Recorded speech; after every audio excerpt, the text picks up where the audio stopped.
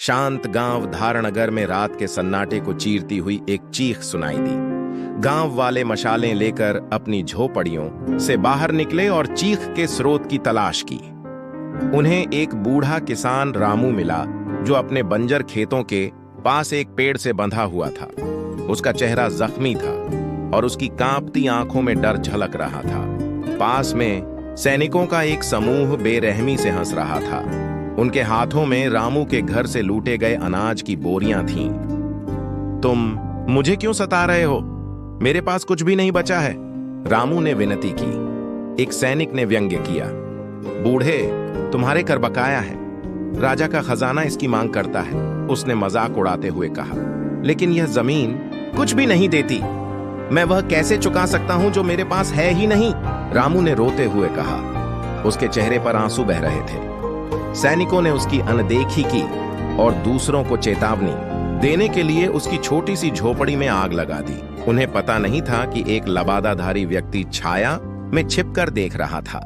यह राजा पृथ्वीराज था, जो राज्य का शासक था और एक यात्री के वेश में था। सम्राट अक्सर अपने लोगों के जीवन की सच्चाई जानने के लिए गुप्त रूप से अपने देश में घूमता था। आज रात उसने जो देखा उससे उसका दिल क्रोध और शर्म से भर गया। उसने तुरंत कार्रवाई करने और अपने राज्य में भ्रष्टाचार को उजागर करने का संकल्प लिया। अगली सुबह रामू अपने घर के जले हुए अवशेषों के पास बैठा था।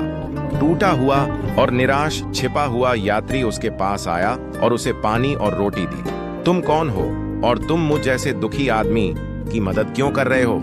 रामू ने कमजोरी से पूछा।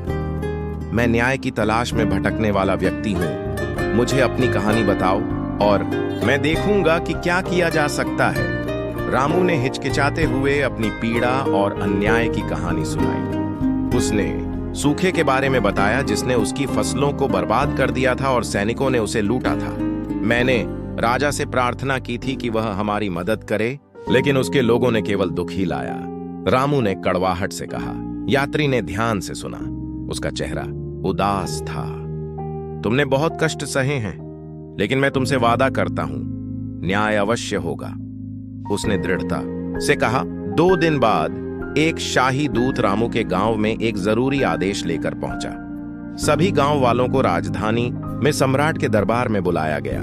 रामू हिचकिचा रहा था, लेकिन उसके पड़ोसियों ने उसे जाने के लिए कहा, क्योंकि उन्हें लगता था कि यही उनकी एकमात्र उम्मीद थी। जब वे महल में पहुंचे तो दरबार की भव्यता ने उन्हें अचंभित कर दिया, लेकिन रामू का दिल बैठ गया जब उसने देखा कि जिन सैनिकों ने उसे सताया था वे शाही पहरेदारों के बीच गर्व से खड़े थे। सम्राट ने प्रवेश किया। उनकी उपस्थिति आज्ञाकारी और राजसी थी। तभी रामू ने उस लबादे वाले यात्री को स्वयं राजा के रूप में पहचाना। तुम? रामू ने अविश्वास में घुटनों के बल गिरते हुए हांफते हुए कहा। राजा पृथ्वीराज ने उसे खड़े होने का इशारा किया। उसकी आवाज स्थिर और शक्तिशाली थी। बोलो रामू, इस दरबार को बताओ कि तुम्हारे साथ क्या हुआ, राजा ने कहा। रामू ने अपनी आप बीती सुनाई।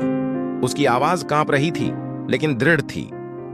सैनिकों ने आरोपों को नकारने की कोशिश की, लेकिन सम्राट ने तीखी नजर से उन्हें चुप करा दिया। मैंने अपनी आंखों से देखा है, राजा पृथ्वीराज ने घोषणा की।